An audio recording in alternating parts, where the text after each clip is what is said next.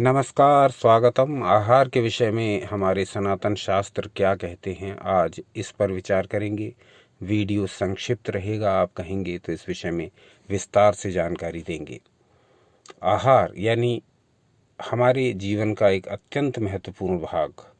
आयुर्वेद में कहा गया कि आहार, निद्रा और ब्रह्मचर्य, इन 3 टांगों के स्टूल पर ही हमारा स्वास्थ्य टिका रहता है। तो इसमें से निद्रा के विषय में तो हम चर्चा पहले ही कर चुके हैं। इसी चैनल पर वीडियो देखें जो नींद के विषय में है। आज उसी क्रम में चर्चा करेंगे आहार के ऊपर और देखेंगे कि आहार के विषय में हमारे सनातन शास्त्र क्या कहते हैं, हमें किस प्रकार का भोजन ग्रहण करना चाहिए, भोजन करने के विषय में ऋषियों का क्या मत है। तो सीधा आपकी स्क्रीन पर प्रदर्शित हो रहा है एक श्लोक, विषय पर आ जाते हैं। चरक संहिता के सूत्र स्थान से लिया गया ये श्लोक देखिए। इसमें कहा गया है, इष्ट वर्ण गंध रस स्पर्शम विधि विहित मन्नपानम प्राणि संज्ञकानां प्राणमाचक्षते कुशलः प्रत्यक्ष फल दर्शनात्। महर्षि चरक के वचन है ये कहते हैं कि जिस आहार का वर्ण यानी रंग, गंध, रस, स्पर्श स्वाभाविक रूप से होने से रुचिकर हो और विधि पूर्वक बनाया गया हो, उसका प्रत्यक्ष फल शुभ दिखाई देने के कारण विद्वान लोग उसको जीवित प्राणियों का प्राण कहते हैं। यानी आप जो भी चीज़ खाने जा रहे हैं, जो भी आप पेट में डालने जा रहे हैं, ध्यान रखिए कि उसका रंग, उसकी गंध, उसका रस, उसका स्पर्श और उसको खाने के बाद उसका क्या फल होगा, इन सब पर विचार करके ही आपको आहार ग्रहण करना चाहिए, आपको भोजन करना चाहिए। अब इस आधुनिक युग की विडंबना देखिए कि स्वाद के वशीभूत होकर कुछ भी खाया जा रहा है। जो ट्रेंड चल रहा है, जो मित्र खा रहे हैं, जिसको मीडिया दिखा रहा है, वो भोजन किया जा रहा है।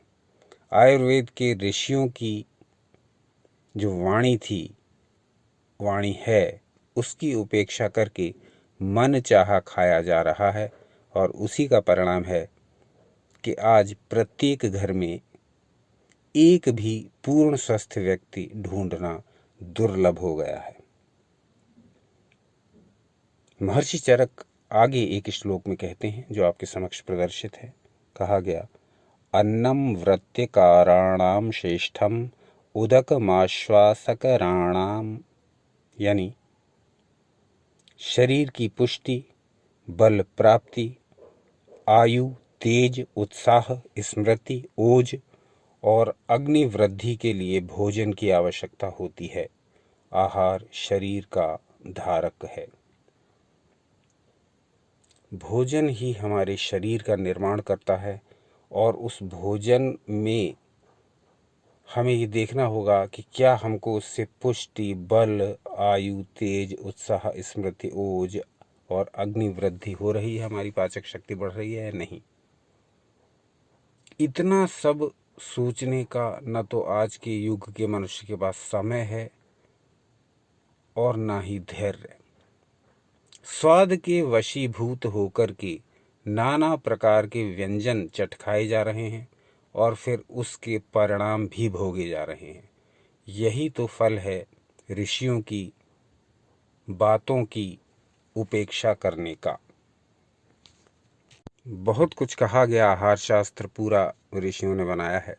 उसमें किस किस प्रकार के भोजन हमें करने चाहिए, कौन कौन से भोजन हमारी प्रकृति के अनुकूल हैं, कौन से नहीं हैं, भोजन किस प्रकार करना चाहिए, इन सब बातों के बारे में बड़े विस्तार से वर्णन किया गया है। आप कहेंगे तो वो सारा वर्णन एक एक करके आपके समक्ष प्रस्तुत कर देंगे।